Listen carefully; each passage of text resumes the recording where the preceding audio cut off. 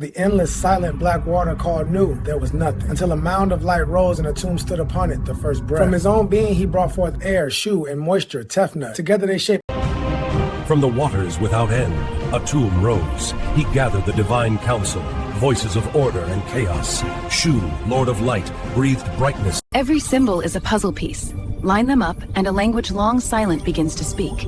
Reed, vulture, sun, king. The sun rises over the king. The wall is no longer. Mask of the boy king right behind me. Tutankhamun, 3,300 years old and still pulling more attention than most people I know. Watch this. Open the app and the whole tomb lifts out of my phone. Chambers, corridors, the works. History's cooler when you can walk through. Let's dive into something way cooler than a Wi-Fi password.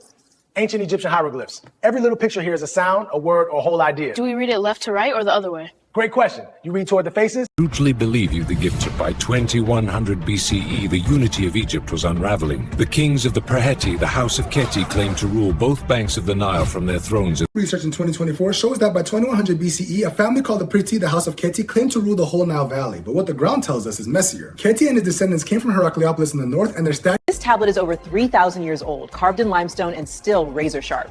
Look at these two warriors, archers riding in a war canoe, their bows ready, their spears leaning forward. It comes from Nubia around 30. Before the fall, in the centuries around 2600 to 2200 BCE, the Egyptians were anything but passive. They were fierce, active warriors. Yet the evidence for their earliest armies is skeptical. Long before Egypt's famed chariots thundered across the sands, the pharaohs of the Old Kingdom marshaled a different kind of power. Royal decrees speak of campaigns to Nubia and Sinai.